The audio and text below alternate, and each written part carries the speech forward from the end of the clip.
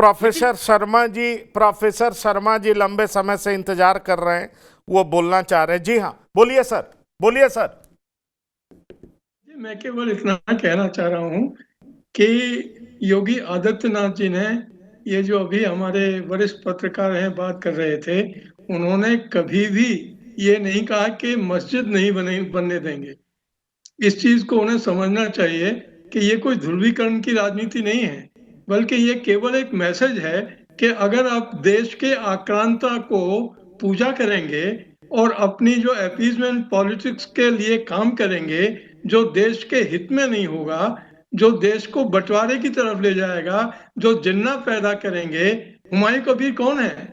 हुमायूं कबीर भी तो जिन्ना के रास्ते पर चलने वाला व्यक्ति है। तो क्या हुमायूं कबीर को ये अधिकार मिल गया कि वो देश के आक्रांता के साथ खड़ा रहे और उसके ऊपर कोई बोले नहीं? योगी आदित्यनाथ कॉन्स्टिट्यूशनल अथॉरिटी के पद पर हैं, अथॉरिटी हैं, और उसी के अनुसार उनका आचरण भी है और उनका भाषण भी है। उन्होंने कहीं ये नहीं कहा, हाँ उन्होंने ये कहा कि बाबरी मस्जिद को हम कयामत तक नहीं बनने देंगे।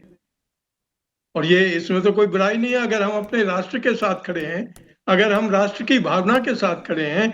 आज हिंदुस्तान का जो सही नागरिक है उसमें से 99% इसी बात को मानता है कि बाबरी मस्जिद का कोई मकसद नहीं है। और जिन लोगों ने बाबरी मस्जिद को बचाने के लिए गोलियां चलवाई, सैकड़ों हजारों लोग मारे गए, आज वो बात कर रहे हैं कि ये कम्युनल है। आज वो बात कर रहे हैं कि हमको कयामत शब्द का प्रयोग नहीं करना चाहिए।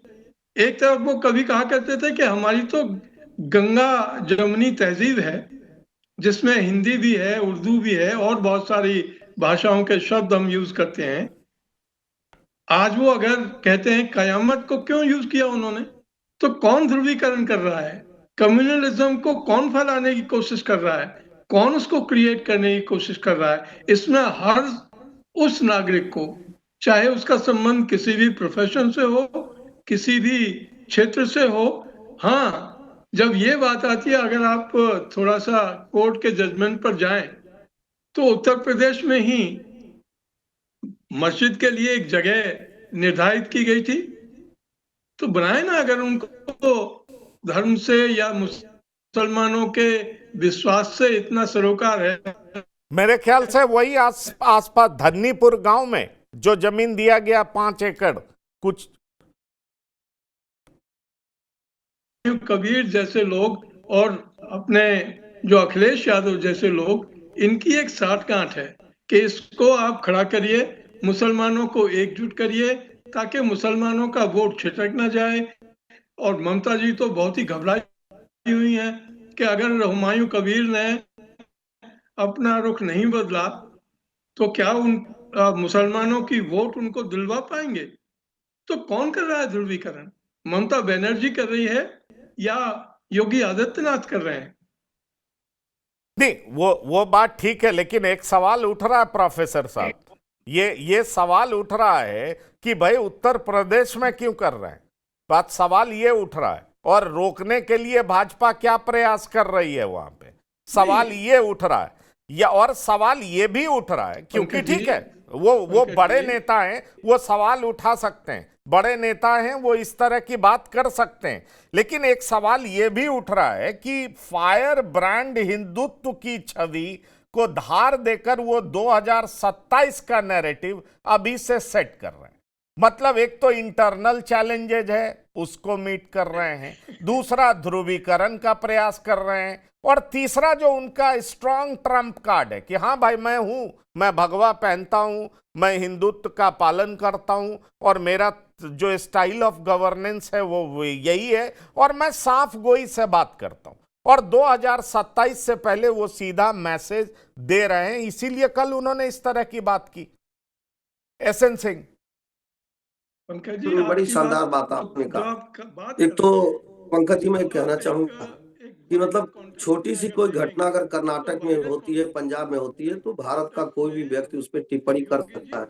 लेकिन पश्चिम बंगाल, जिसको मुझे लग रहा है यहाँ पे जैसे पंकज जी कह रहे हैं कि पश्चिम बंगाल भारत का हिस्सा नहीं है, उस पे भारत का कोई व्यक्ति टिप्पणी नहीं कर सकता। एक बात। दूसरी बात, आपने कहा कि आपसी रंजिश, मैं कहूं कि टीवी9 में बहुत रंजिश है, तो वो आपके लिए रंजिश होगा, दूसरे के लिए नहीं होगा ना। कि टीवी9 यही खबर क्यों दिखाता है, ऐसा खबर दिखाता है। तीसरी बात, हम इससे भी दूसरी चीजों पे आते, क्यों हम किसी से तू मैं करते हैं। हमारे एक वरिष्ठ पत्रकार ने बड़ी अच्छी बात कही, लेकिन उन्होंने ये नहीं कहा कि हवा में उड़ गए जय श्री राम का नारा क्यों कोई मुख्यमंत्री देता, नहीं देना चाहिए।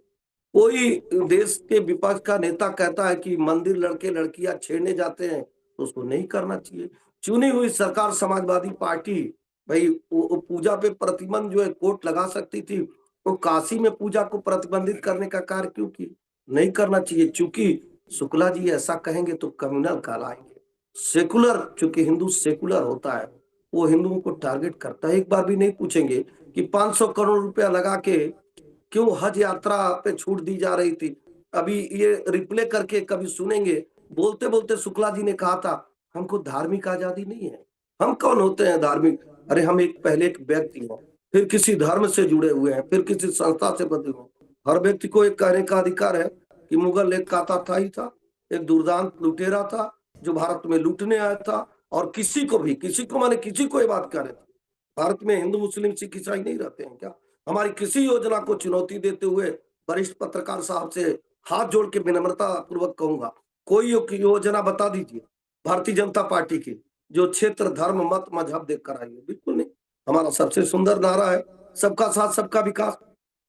लेकिन जब हम 3 तलाक पे भी कानून ले आते हैं ना साहब, तो उसमें भी मजहब नजर आता है, जबकि हमारी मुस्लिम बहनों के हित के लिए होता है। जब हम 370 जैसी धारा समाप्त करते हैं ना पत्रकार साहब, तब भी पूरा भारत का हित होता है, क्योंकि वहां ओबीसी और ST/SC को आरक्षण नहीं मिल रहा होता, तब भी वहां पे कई लोगों को मजहब नजर आता है। बिल्कुल नहीं, मजहब की बात करना चाहिए। और योगी आदित्यनाथ जी नहीं, देश का कोई भी व्यक्ति देश के किसी भी विषय पर और कहीं पे भी बोल सकता है। और पूज्य योगी आदित्यनाथ जी क्यों नहीं बोलेंगे? बिल्कुल बोलेंगे और बार बार बोलेंगे। एक बार और मैं फिर कह रहा हूँ ललकार के, अगर नहीं सुने हो तो दोबारा कोई भी सुन ले, कि भारत में जब तक भारत के बच्चे, ऐसे बच्चे जो राष्ट्र के प्रति समर्पित हैं, बाबर नाम का कोई मस्जिद नहीं बन सकता। मस्जिद बनाने के लिए कोर्ट ने कहा था, बाबरी मस्जिद नाम नहीं दिया, उसने कहा एक मस्जिद आप बना लीजिए, अगर कहीं हो तो यहीं आप दिखा कर जाएंगे। चलिए, मुझे लगता है राइट टाइम अशोक यादव जी भी जवाब देंगे, सुनील शुक्ला जी भी जवाब देंगे। भाई ये राष्ट्र के प्रति समर्पित होने की बात कर रहे हैं, बाबर के प्रति समर्पित होने की बात नहीं कर रहे हैं। इनको उर्दू से दिक्कत नहीं है, इनको बाबर से दिक्कत है, इनको चंगेज खान से दिक्कत है, इनको इब्राहिम लोदी से दिक्कत है, इनको मोहम्मद गौरी से दिक्कत है, इनको मस्जिद से दिक्कत नहीं है। और अगर ये बात कर रहे हैं तो आप क्यों कम्युनल कलर दे रहे हैं? अशोक यादव जी यही कहना चाह रहे हैं एसएन सिंह साहब। पंकज जी, हम ही को दिक्कत है।